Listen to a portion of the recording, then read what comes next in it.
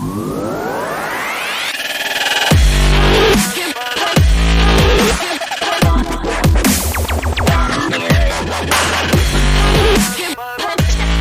what's happening? This is Isai Rodriguez, host of the Daspination Podcast, where I cater to the professional working man, 40 and above, who's looking to make positive changes to his health, lose weight, and become stronger overall through simple lifestyle changes. I'm here to share inspiration, tips, and proven lessons that I've personally learned and lived through in my 40 plus years on this beautiful blue planet. So today we'll start the discussion off by talking about the topic of you considering asking the nurse to take your blood pressure in both arms. That'll be in our first segment, and then we'll move on to our second segment and talk about how the food you're eating might be affecting your sleep. And before we get into that, if you'd like to continue the conversation, then get on over to podcast.daspination.com/VIP to get on the VIP Insiders community, where I share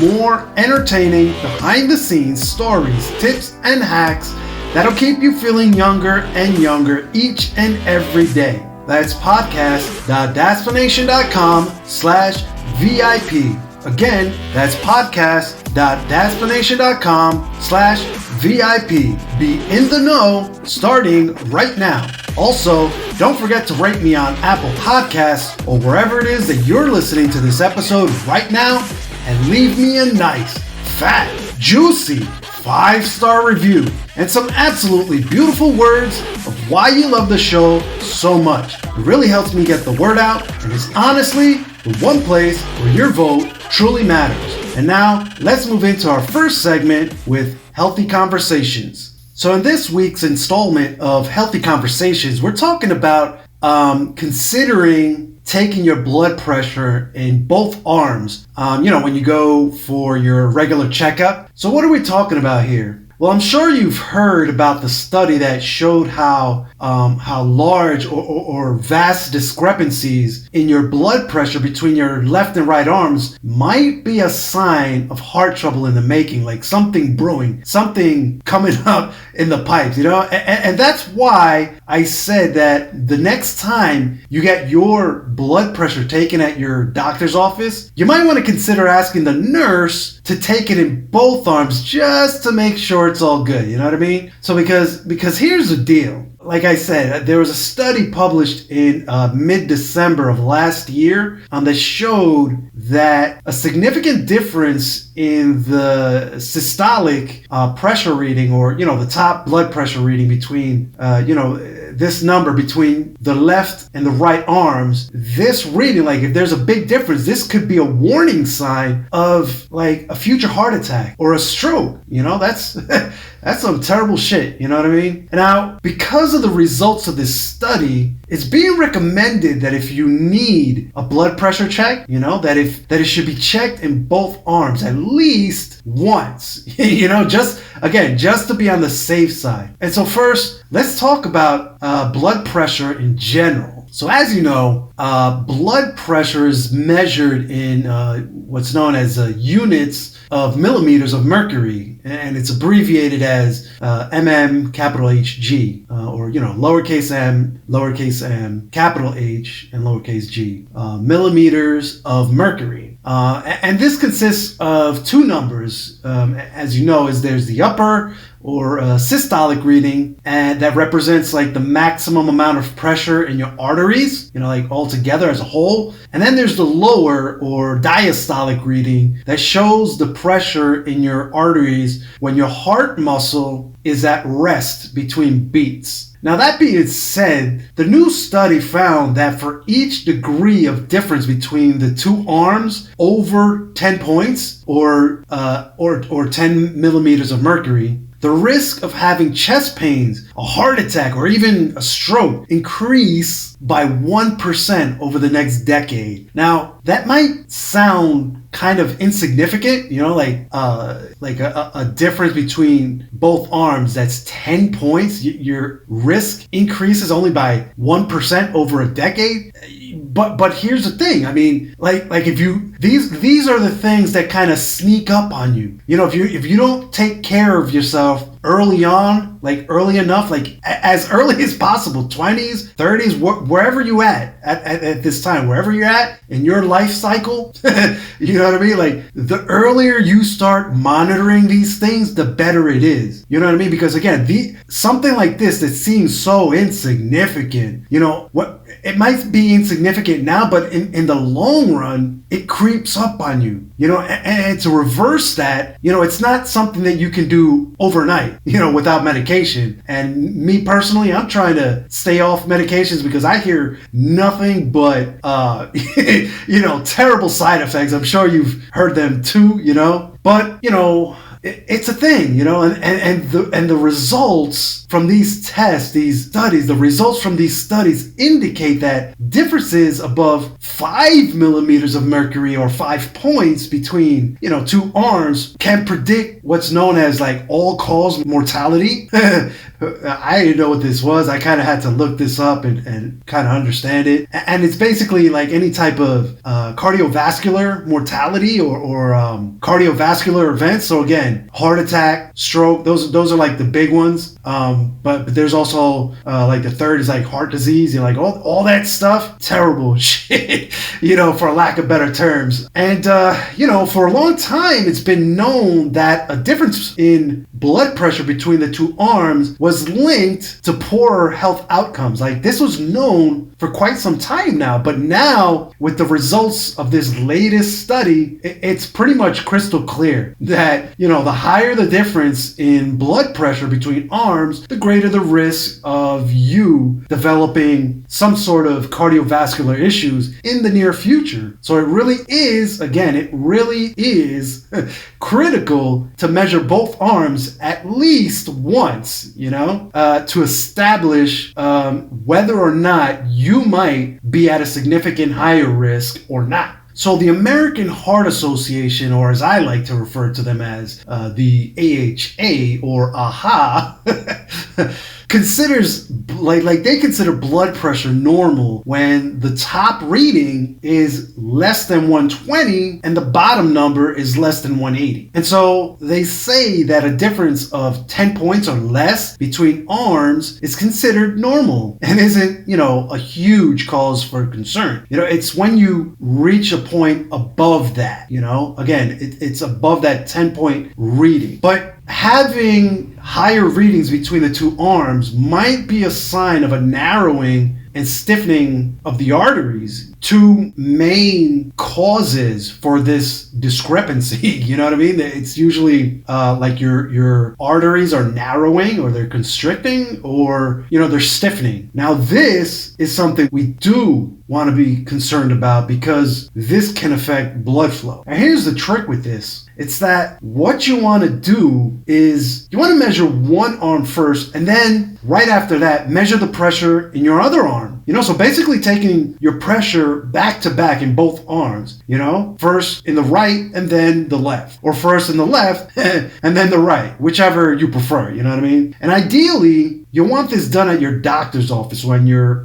you know, when you're there for a checkup, as I mentioned earlier. But here's the unfortunate part, or I guess, I don't know how it is in the overseas, like in the European countries and Asia and stuff like that. But here, you know, doctor's offices don't find the, you know, quote unquote, the requirement. They don't find this requirement as a, you know, as necessary, you know, probably because that's what the insurance company is telling them, which again sucks. But unfortunately, that's the system we've got in place here in the US. And a lot of times, you know, again, this requirement, they look at it like, yeah, you know, yeah, it's a good idea, but, you know, we don't have the time to do that right now. You know what I mean? And it's generally because they're trying to move people in and out of those offices, like those doctor's rooms or those patient rooms. And this, like, they're always trying to turn over the rooms as quick as possible because, you know, the more patients they see,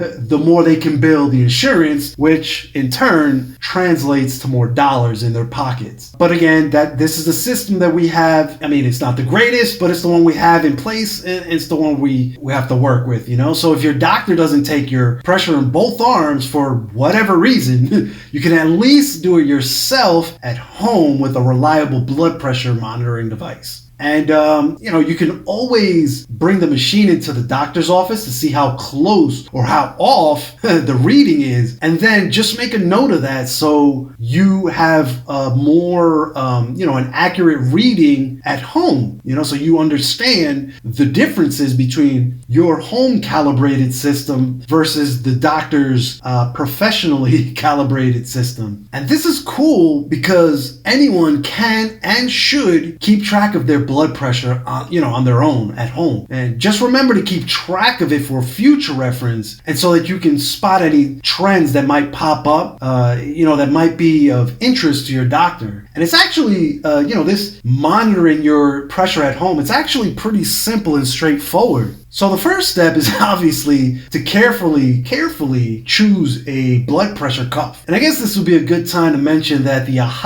AHA, the American Heart Association, they recommend an automatic cuff style monitor. One of those that, an upper arm, they call it a cuff style upper arm monitor. Not the newer wrist or finger monitors, which they've been known to not be as reliable. So definitely you want to get that upper arm monitor. They also recommend taking your pressure at the same time every day, like in the morning or afternoon, or maybe in the evening, just as long as it's the same time every day. Now, here's what I think about this. Like, I've spoken to a lot of doctors in my day, and if you're truly concerned about your blood pressure, then rather than taking your pressure at the same time every day, you'll want to check it at random time. And here's the thing with the random time thing. When you take this approach, when you check at random intervals, you'll get a better understanding of how your body regulates your blood pressure on its own. You see, there's a term that the doctors use all the time. It's called homeostasis. This is a word they use to describe this auto-regulation of your body's internal systems, your blood pressure being a part of one of those systems, the cardiovascular system. And so your body should be able to normally regulate itself and maintain a constant pressure throughout different activities, such as exercising and eating. So sometimes taking your pressure at the same time every day won't catch these homeostatic changes that can uncover or reveal other issues in the making. So that's key, And now, continuing on with the AHA's recommendation of taking your own blood pressure at home, I think this goes without saying, but I'll say it anyway. Don't smoke, don't drink caffeinated drinks or beverages, as they call them. Don't do that for at least 30 minutes before measuring your blood pressure. This is what they recommend. They also recommend not exercising before taking your pressure. But honestly, I don't get this one really. Again, in my experience and from what I've gathered from several doctors, is that you actually want to take your pressure at different times of the day. And if you're exercising as you should, then you should take it after exercising every now and then, just to see what that might show you. Like what patterns you might find, Another recommendation from the lovely AHA, from the lovely AHA, is to go to the bathroom and empty out your bladder, or as Sheldon Cooper refers to it, voiding your bladder. And so when you actually go to take the reading, you'll want to sit with your back straight and supported, which means sitting on a hard-backed chair at a desk or a table, and definitely not at a sofa. Ideally, your feet should be flat on the floor, and your legs should not be crossed. Your arms should be supported on a flat surface, like on a table or an armrest, with the arm that's being read held at heart level. Also, don't forget to roll up your sleeves. Don't take the measurement over close. That kind of skews the reading a bit. If there's any sudden movement with your arm or a twitch or anything like that, it'll move the cuff just enough, again, to throw off those readings. So you'll want to sit there for at least 5 minutes of quiet rest time before starting any measurements. And then, aside from these simple recommendations, again, from the American Heart Association, also follow the instructions that came with your blood pressure monitor, So, for instance, one key instruction that's pretty common with all of these blood pressure monitors is to, be sure that the bottom of the cuff is placed directly above the bend of the elbow, So you want that right above the bend. And most of them, again, have like a sweet spot, let's call it. There's a certain positioning, or like where the monitor sits more or less in the middle of your upper arm, kind of like where your bicep would be, and those are the little things that you want to keep in mind with your specific blood pressure monitor. Lastly, take multiple readings and record the results. Now, this will give you a more holistic view, a better general understanding of where you sit blood pressure wise, So what I do is I take 3 to 5 readings and I track them in a Google Doc spreadsheet. And yes, before you ask, I do have a super simple spreadsheet to keep track of my blood pressure readings, and I suggest that you do the same. It doesn't have to be a spreadsheet, if you're more the pen and paper type, or you just want to, if you can actually keep that information in your head, if you're one of those, hey, whatever system works for you. For me, it's a spreadsheet. That's the way my mind works. That's the way that's how I can make it happen. Actually, if you don't have one yet and you'd like a copy of mine, drop me a comment and I can get that out to you ASAP.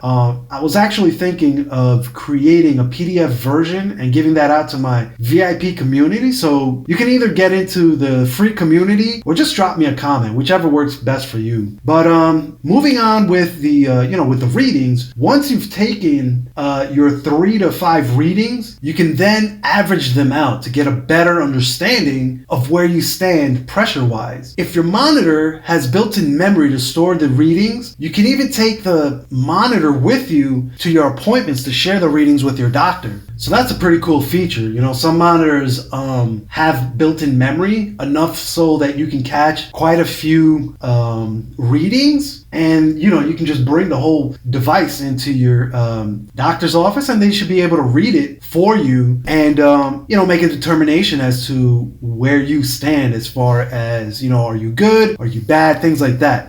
Actually, some monitors actually allow you to upload your readings to a secure website after obviously after you register a profile and whatnot. So that's another thing you might want to keep an eye out for when you're looking into which monitor to buy. Are these little features or additional bonuses or add-ons, whatever you want to call it. Keep that in mind when you're looking for the right monitor for you, And so, with all that said and done, let's switch gears here and move on to our second segment, Mighty Man. So today we're talking about how the food you're eating might be affecting your sleep. So there's more and more research results that, they're showing how the foods you eat can affect how well you sleep and that your sleep patterns can affect your dietary choices. Now, I don't have to remind you how this past year and a half or so, it's been torturous on our sleep cycles, it's wreaked havoc on mine. I'm pretty sure many of you out there can agree with that. I mean, with the coronavirus pandemic, this whole COVID thing, school and work disruptions, and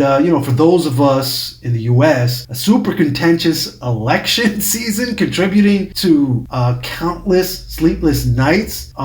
Sleep experts have encouraged people to try a bunch of different tactics to overcome your stress-related insomnia. And again, for me, this was a really tough one. Again, between school, work, and election times, like, oh my God. If you're outside the US, I don't know how much of the news reached you guys, but we just went through an election cycle. And again, I'm not going to get into political views or anything like that, but let's just say that I didn't need any help not getting any sleep. Like, I don't need any additional stress in my life. And this election cycle it brought on quite a bit of stress. But like I said, luckily that's past us at this point. But sleep experts, they've recommended things like getting more exercise on a more regular exercise, you know what I mean? And establishing a nightly bedtime routine to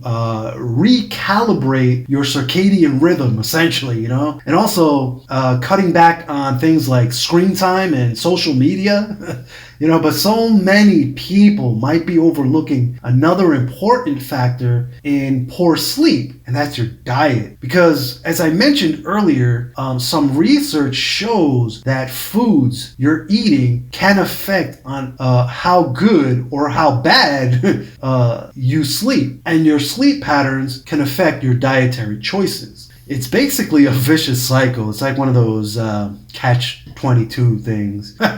But one affects the other, kind of like the whole chicken and egg thing, like which came first, same thing here with diet and sleep. Which affects which? That's the question. And so researchers have found that eating a diet that is high in sugar, saturated fat, and other processed carbs can essentially disrupt your sleep patterns, while eating more plants and fiber and other foods rich in unsaturated fat like nuts and olive oil, fish, and avocados, like these seem to have the opposite effect. They actually help promote a good sound sleep at night. And now much of what we know about sleep and diet comes from, large studies that over the years have found that people who suffer from consistently bad sleep tend to have poorer quality diets with less protein and fewer fruits and vegetables, and also a higher intake of added sugar from foods like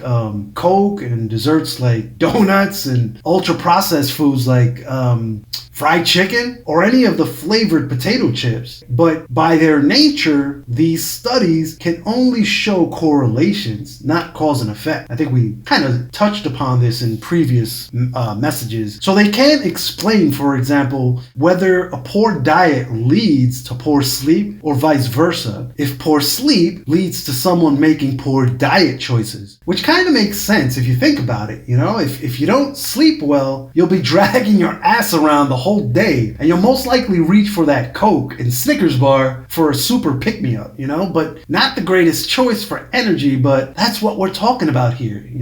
Is it the sleep that leads to the diet choices, or is it the bad diet choices that lead to the horrible sleep? I mean, we may never know, but what we do know is that they pretty much go hand in hand. So now, to get a better understanding of the relationship between diet and sleep, some researchers have turned to randomized controlled trials, where they tell participants what to eat and then look at the changes in their sleep. So a number of studies have looked at the impact of a bunch of different foods, from warm milk to fruit juice, but those studies have often been small and not very precise. In fact, some of these trials have also been funded by some of the titans of the food industry, if you will. So as you suspect, these results can be biased. For example, one study funded by the world's largest marketer of kiwi fruit found that people assigned to eat 2 kiwis an hour before their bedtime every night for 4 weeks had improvements in being able to fall asleep, and that the duration of that sleep and the efficiency, or how good the sleep was also improved. And again, the people who administered these studies said that the results were partly due to the abundance of antioxidants in kiwi. So they basically said that the kiwi helped them get a better night's sleep because of all the antioxidants they have, for a lack of better terms. But we have to point out that the study didn't have a control group to compare the results to. So I mean, it's possible that any and all of these benefits could have been a result of a placebo effect. I guess we just won't know because they didn't have that control group. In some other studies that were funded by the cherry industry, they found that drinking tart cherry juice can modestly improve sleep in people with insomnia. So supposedly by promoting one of the building blocks of the sleep regulating hormone known as melatonin. So tryptophan, or the melatonin building block, is essentially an amino acid found in many foods, including dairy and turkey.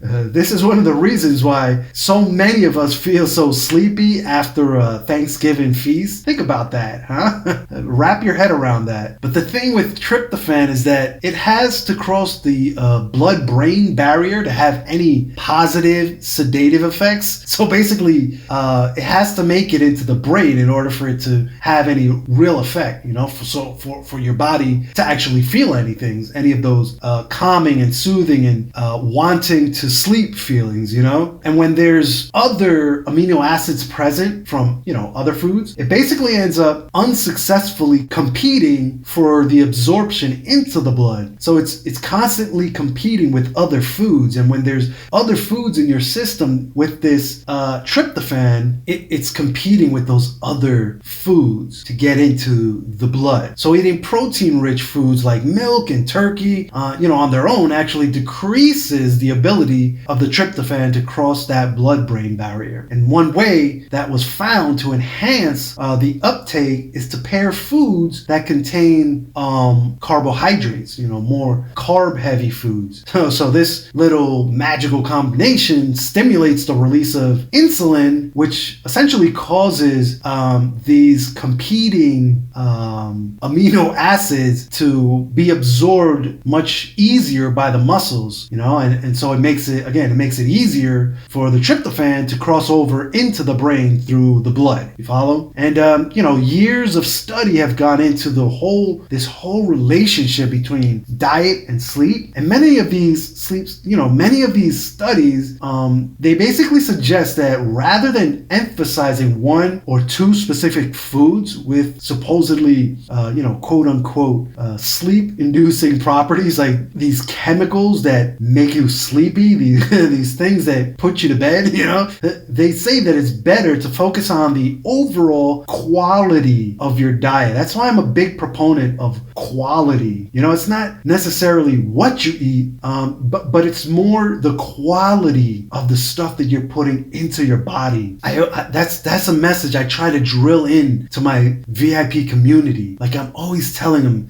not only look at what you're putting into your body, but examine the quality of those elements, of that food, of the supplements that you're putting into your body, because that's going to have a huge effect on whether or not your body accepts or kind of denies the food and all the properties and all the goodness that comes along with that, And also, and here's the thing, what the researchers found was that eating more saturated fat and less fiber from foods like, vegetables, fruits, and whole grains led to less deep restorative health. So that really deep REM sleep, as it's known, this is what they found, that if you eat foods that are high in saturated fat and less fiber, that you're really not going to hit that deep sleep. So in general, clinical trials have also found the same thing, that carbs have a significant impact, a huge impact on your sleep. People that tend to fall asleep much faster at night when they eat a high carb diet compared to when they eat a high fat or high protein diet, so if you ask me, this might have something to do with the carbs helping tryptophan cross over into the brain much easier.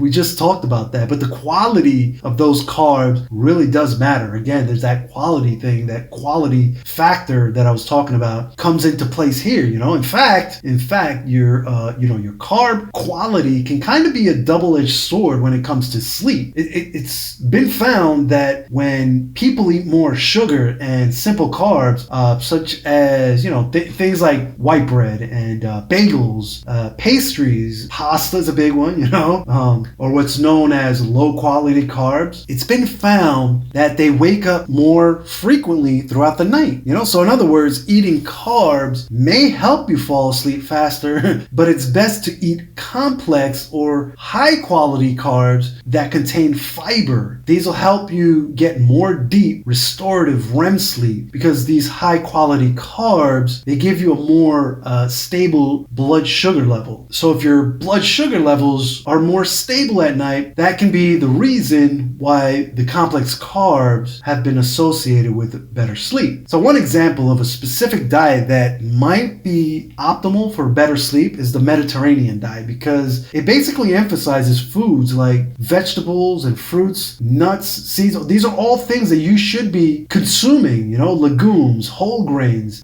seafood, poultry, like low fat, lean protein. It also yogurt, herbs, spices, olive oil, like all things promoted by the Mediterranean diet lifestyle. I actually love the Mediterranean food and the whole diet and lifestyle thing. This is another thing I push a lot to my VIP community, and it's more of a way of life. Like these, you don't have to adopt it 100%, but definitely incorporate as much of the diet as you can. Again, fruits, nuts, whole grains, poultry, yogurt, seafood, like all these things, these are good for you. They promote wellness in your life. And so with many of these large observational studies, they found that people who follow this type of diet are less likely to suffer from insomnia and short sleep, and although more research is needed to confirm this connection, the relationship between poor diet and bad sleep is a two-way street.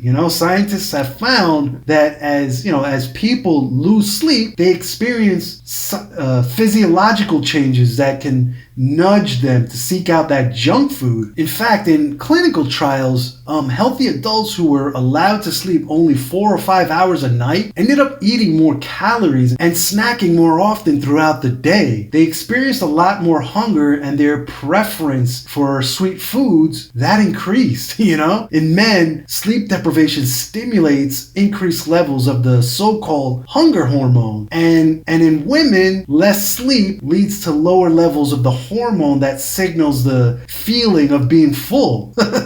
Go figure that one out. So basically in men, a short sleep cycle promotes greater appetite, so it makes you eat more and gives you that desire to eat. And with women, there's a less of a signal to their brain that makes them to stop eating. So what do you think about that? When I learned this, when I heard this, it was like, wow, that's pretty mind-blowing. Like, what do you think? Like, drop it in the comments. Let me know what your thoughts are, because these are actual physical changes that happen in the brain.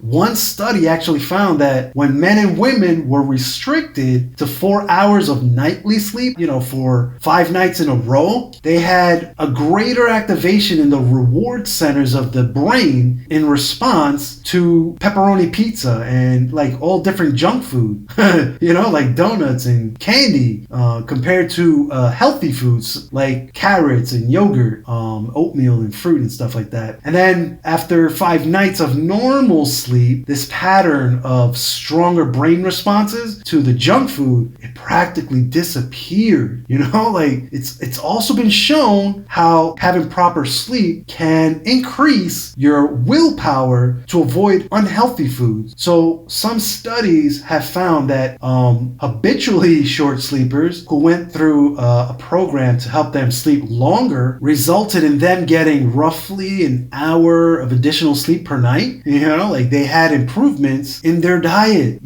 like in the choices that they made. So the most noticeable change was that they cut out about 10 grams, like after they calculated what they cut out, it came out to about 10 grams of added sugar from their diets each day, which is more or less the equivalent of about 2.5 teaspoons of sugar per day. So simply getting getting at least an extra hour of sleep into their day helped them cut out 2.5 teaspoons of sugar per day out of their diet. Now, we all know how bad sugar can be, so think about cutting that amount of sugar out of your day each day just by getting one extra little hour of sleep every day. That's some stuff. Here's the overall takeaway, and it's that the diet and sleep, they're linked together as one. That's basically it. That's the bottom line. That's what we're trying to get at here. So improving one can and will help you improve the other, and vice versa. It basically creates a positive cycle where they feed off one another, because the best way to approach it from a health point of view is to emphasize a healthy diet and healthy sleep. Again, these are two very important health behaviors that can feed off of and reinforce each other. And that's the key, is that one small little change. Start maybe with your sleep, and then add in the diet, or start with the diet and add in the sleep, but they're linked together, and making these little changes over time, where they kind of feed off of each other. You'll see how that vicious cycle of you binge eating or reaching for energy drinks or candy or sugar, any type of caffeinated drinks to give you that pick me up, that'll be reduced. Now once you calibrate your sleep and diet, you'll probably still crave the caffeine. Like for me, for instance, it's coffee. That's my vice. If I can drop the coffee, I'm sure a lot of other health things that I have going on would self-regulate itself. As we spoke of earlier, that homeostasis would take care of itself. You know what I mean? But until then, I'm a work in progress, just like you. You know what I mean? So with all that said, that's it, you guys. That's my show for today. I hope you found some valuable information here. And if nothing else, I hope I've entertained you for a few minutes and was able to bring a little manly sunshine to your day. Thanks for taking some time out of your day to listen to me. It's very, very much appreciated. On next week's episode, we'll be talking about the 5 simple ways to burn off belly fat. So gentlemen, I'm speaking directly to you when I say that you definitely do not want to miss out on that. And if you'd like to continue the conversation with me, get on over to podcast.daspination.com/VIP to get on the VIP Insiders community, where I share even more raw, behind-the-scenes stories, tips, and hacks that'll keep you feeling younger and younger each and every day. That's podcast.daspination.com/VIP. Again, that's podcast.daspination.com/VIP. Be in the know starting right now. Also, don't forget to rate me on Apple Podcasts or wherever it is that you're listening to this episode right now, and leave me a nice, fat, juicy 5-star review and some absolutely beautiful words of why you love the show so much. It really helps me get the word out, and it's honestly the one place where your vote truly matters. Until the next chat, take care now. Bye.